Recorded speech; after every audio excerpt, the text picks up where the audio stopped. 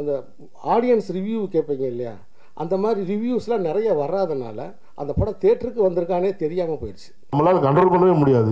இதுதான் new normal, இதுதான் இன்னைக்கு இருக்க உலகம். இந்த உலகத்துக்கு நம்ம அடாப்ட் ஆகிட்டால் நமக்கு நல்லது. இந்த இதை வந்து நான் எதிர்த்து நிற்கிறேன் அப்படின்னா கால வெள்ளத்தில் நம்ம காணா போயிருமே தவிர நம்ம வளர முடியாதுன்றது என்னோட கருத்து. அது தவறான விஷயம் அப்படின்னு நான் நினைக்கிறேன். ஏன்னா ஒரு படம் பிடிக்குது பிடிக்காத அவருடைய தனி மனிதனுடைய விருப்பம், அதில் வந்து எந்த விதமான அப்ஜெக்ஷன் கிடையாது. இருந்தாலும் அந்த ஒரு ஆஸ்பெக்ட் வந்து தப்புன்னு நான் இந்த வாரம் ரிலீஸ் ஆன படங்கள்லாம் வந்து இந்த ஜீப்ரான்னு ஒரு படம் வந்துச்சு, எனக்கு எனக்கு ரொமான்ஸ் மட்டும் ஒரு படம், எந்த படமே எந்த இதுலேயுமே வந்து ஒரு நாய்ஸ் கிரியேட் பண்ணல. ஸோ இது பாவம் தான் அது ஆக்சுவலாக.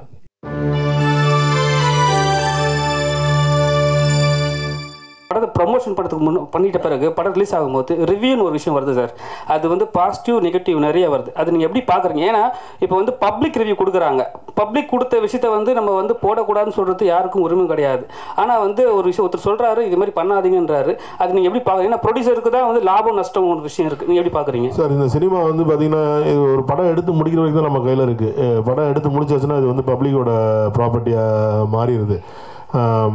ஒரு படத்தை வந்து நல்லா இருக்குன்னு சொல்லி இருக்கிற ரசிகர்கள் தான் நம்மளை இவ்வளோ பெரிய ஆளாகவும் ஆக்குறாங்க. யாருக்கோ ஒருத்தருக்கு ஒரு ஸ்டார்டம் வருது, ஒரு பட்டம் கிடைக்குது அப்படின்னாலே அது வந்து அத்தனை நாள் அவங்க நடித்தப்போ அந்த ரசிகர்கள் பார்த்து அவங்களை கொண்டாடி அந்த அந்த அந்த அந்த ரசிகர்களோட இதுதான் நம்மளை வந்து கொண்டு வந்திருக்கு. ரெண்டாவது இன்றைக்கி ரிவ்யூஸ்ன்றது பார்த்துட்டிங்கன்னா ஒரு காலத்தில் சினிமாவில் வந்து ஒரு பேப்பரில் ரிவ்யூ வரும். தினத்தந்தியில் பல மேகசின்ஸ் இருக்கும், முதல் ஆனந்தவுடன் இந்த மாதிரி மாலை முரசு இந்த மாதிரி பேப்பரில் விளம்பரம் வரும். நாங்கள் சின்ன வயசில் இருக்கிற காலத்திலலாம் பேப்பர் படிக்கிற காலம் டீ கடைக்கு போவோம். அங்கே டீ கடையில் வந்து 10 பேர் உட்காந்து இந்த படம் இது நல்லா இருந்துச்சு அப்படி பேசிகிட்டு இருப்பாங்க. அன்றைக்கி டீ கடையில் உட்காந்து பேசுகிறது இன்றைக்கி ஃபேஸ்புக்லேயும் ட்விட்டர்லேயும் யூடியூப்லேயும் உட்காந்து பேசிகிட்டு இருக்காங்க. இது வந்து எவால்வேஷன் நான் பார்க்குறேன். எவால்வேஷனுக்கு எதுவுமே நம்ம அடாப்ட் ஆகணுமே தவிர அதை வந்து அப்போஸ் பண்ண முடியாது.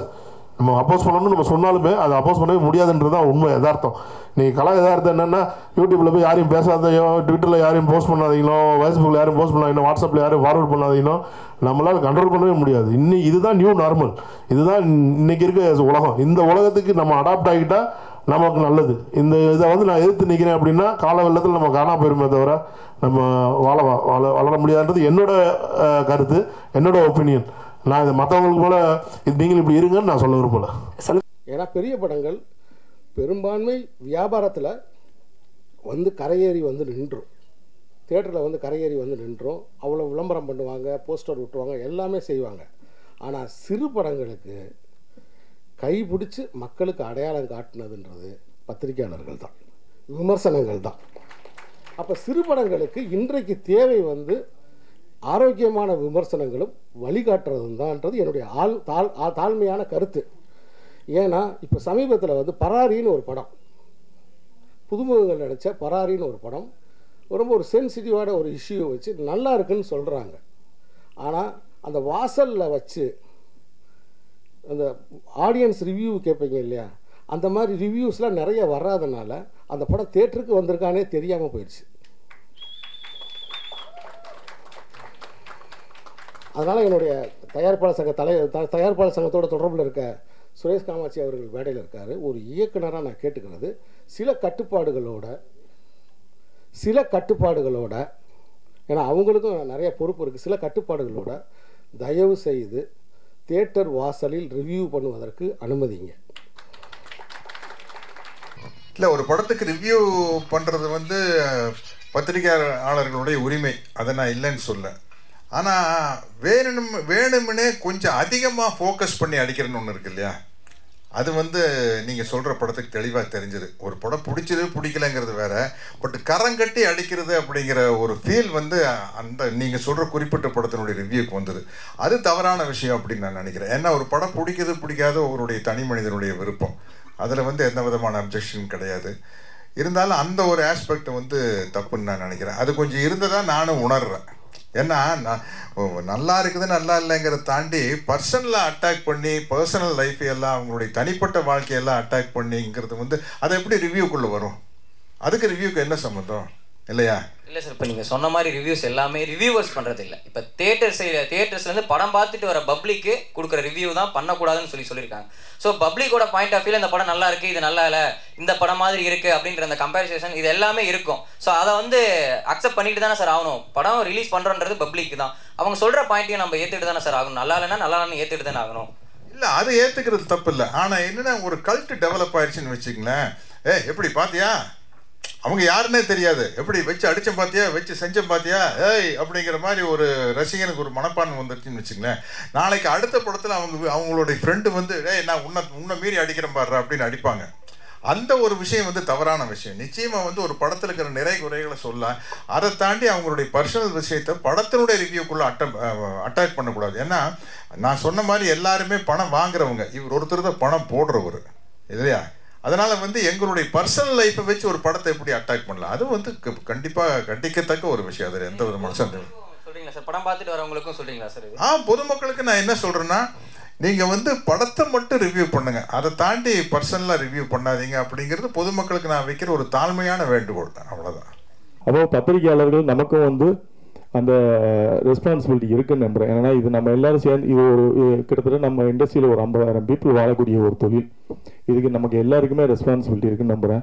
இப்போ அதுக்காக பத்திரிக்கை நீங்கள் நான் தான் சொல்ல மாதிரி நீங்கள் ரிவ்யூவே போடாதீங்க அப்படின்னு சொல்கிறதுல எனக்கு உடன்படே கிடையாது. அப்படின்னா வந்து ஒரு படம் ரிலீஸ் ஆகும்போது அந்த படம் வந்து எத்தனை நாள் மினிமம் நீங்கள் தேட்டரில் போடுவோம்ன்ற ஒரு கணக்கு வேணும். இத்தனை நாள் நாங்கள் எடுக்க மாட்டோம் அந்த படத்தை, ஆள் வருதோ வரலையோ ஒரு 4 நாளைக்கு இந்த படம் நிற்கும், நாங்கள் போடுறோம், மவுத் ட்ராக்கில் வரட்டும் அப்படின்னு நாங்கன்னா ஒத்துக்கலாம். அப்படி தேட்டருக்காரங்க கண்டிப்பாக ஒத்துக்க மாட்டாங்க. ஏன்னா அவங்களும் இப்படி லாஸை பேர் பண்ணுவாங்க. இப்போ அவங்களுக்கு என்னென்னா வந்து எங்களுக்கு நூன் சோக்கு ஆள் இல்லைங்க, நம்ம காசு கொடுத்து டிக்கெட் வாங்கி நீங்கள் போடுங்கன்னு சொன்னால் கூட போட மாட்டாங்க. ஏன்னா கேண்டீன் பிஸ்னஸ் இருக்காது. ஸோ அதுவும் சிக்கல் இருக்குது. ஸோ ப்ராக்டிக்கலாக இப்படி நிறைய சிக்கல் இருக்குது. நீங்கள் எல்லா பக்கமும் நீங்கள் யோசிக்கணும். விமர்சனம் வேணான்னும் போது அப்போ எனக்கு அந்த பக்கத்தில் நீங்கள் வந்து எனக்கு அதுக்கான ஸ்பேஸ் கொடுக்கணும். இல்லைங்க நாங்கள் 4 நாளைக்கு வந்து நாங்கள் வந்து வெள்ளி சனி ஞாயிறு திங்கள் 3 நாளைக்கு வந்து நாங்கள் கண்டிப்பாக நாங்கள் படத்தை எடுக்க மாட்டோம். படம் போட்டிங்கன்னா அந்த படம் ஓடும்.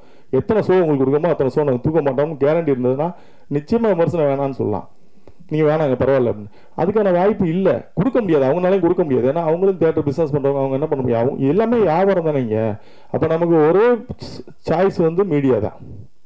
மீடியா பார்த்துட்டு நல்லா இருக்குன்னா நல்லா இல்லைன்னு நல்லா இருக்குன்னு எழுத போகிறாங்க, நல்லா இல்லைன்னா நல்லா இல்லைன்னு எழுத போகிறாங்க. நல்லா இல்லைன்னு நம்ம மாற்றிக்க போகிறோம். இதுதான் தொழிலில் வந்துட்டோம். இப்போ எனக்கு நான் எடுத்த படத்தை சரியில்லைன்னு சொன்னீங்கன்னா நான் அதை என்னோட படத்தை திறனா பண்ணிப்பேன். ஓகே, இவங்க சொல்கிற நிறைய பேரோட ரிவ்யூ நான் படிப்பேன், சீனிவாரன் சொல்கிறமோ படிப்பேன். சில வந்து அவங்களோட பாயிண்ட் ஆஃப் வியூ எழுதியிருப்பாங்க, இந்த கதை இப்படி இருந்தால் நல்லா இருக்கும், இப்படி இருந்தால் நல்லா இருக்கும், அது அவங்களோட வியூ, இப்படி இருந்தால் நல்லா இருக்குன்னு சொல்லி அதுக்காக எழுதக்கூடாதுலாம் கிடையாது. நல்லா இருக்கா நல்லா இல்லையா உங்களுக்கு மனசை தோன்ற எழுதணும். ஒரு நாய்ஸ் கிரியேட் ஆகணும், அவ்வளோதான். அது இந்த படத்தை பற்றினா இப்போ நீ பாருங்க, இந்த வாரம் ரிலீஸ் ஆன படத்துக்கு எந்த படத்துக்கும் அந்த மாதிரி ஒரு இதே இல்லை. பாவம் இந்த வாரம் ரிலீஸ் ஆன படங்கள்லாம் வந்து இந்த ஜீப்ரான்னு ஒரு படம் வந்துச்சு, எனக்கு ரொமான்ஸ் மட்டும் ஒரு படம், எந்த படமே எந்த இதுலேயுமே வந்து ஒரு நாய்ஸ் கிரியேட் பண்ணல. ஸோ இது பாவம் தான் அது ஆக்சுவலாக. இதை நம்ம எல்லாருமே உட்காந்து நீங்களும் புரிஞ்சுக்கணும், எங்களுடைய வழிகளையும் புரிஞ்சுக்கணும். நாங்களும் இவ்வளோ கோடி ரூபா போட்டு இன்வெஸ்ட் பண்ணி படம் எடுக்கிறோம். நீங்கள் வந்து குற்றம் சொல்வதற்கு உங்களுக்கு முழு உரிமை இருக்குது. எந்த ஒரு ஆசிரியனுக்கும் மாணவனை தண்டிப்பதற்கு முழு உரிமை உண்டு. அந்த மாணவன் வந்து அவனை திருத்திக்கிறதுக்காக நல்ல விதம், அதாவது கசப்பு மருந்து எப்போவுமே வந்து உடம்புக்கு நல்லதுன்னுவாங்க. நீங்கள் சொல்கிற அறிவுரை எங்களுக்கு அப்படி தான் இருக்கணும். தனிநபராக வந்து உங்களோட விருப்ப வெறுப்புகளை வந்து இதில் காட்டக்கூடாதுன்றதான் என்னோட தாழ்மையான கருத்து. இது உங்கள்கிட்ட வந்து நான் அட்வைஸாக இல்லை, ஒரு வேண்டுகோளை வைக்கிறேன்.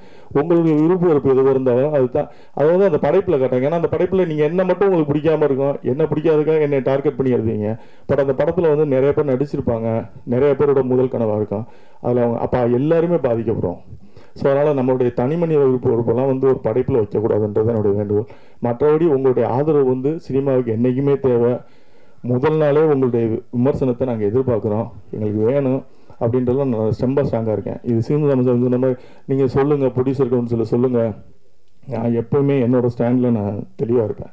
நான் ரிவ்யூ வந்து மதிக்கிறவன், நான் விமர்சனங்களை ஏற்றுக்கொள்ளக்கூடியவன். விமர்சனம் வேணும், ஏன்னா அதுதான் இன்னைக்கு உள்ள படைப்பாளிகளை அடையாளப்படுத்தும். சின்ன டாடான்னு ஒரு டைரக்டர் இப்போ வந்து பேசிட்டு போனார். அவர் எப்படி உருவானார்? நீங்கள் கொடுத்த விமர்சனத்து மூலமாக நீங்கள் நிறைய பேர் உருவாக்கி விட்டுருங்க. இன்னைக்கு உயரத்தில் இருப்பவர்களெல்லாம் நீங்கள் உருவாக்கி விட்டவங்க தான். நான் உயர போனதுக்கப்புறம் நீங்கள் தேவையில்லைன்னு உங்களை ஒதுக்குறது வந்து நியாயமாக இருக்காது. எனக்கு அது சரின்னு படலை.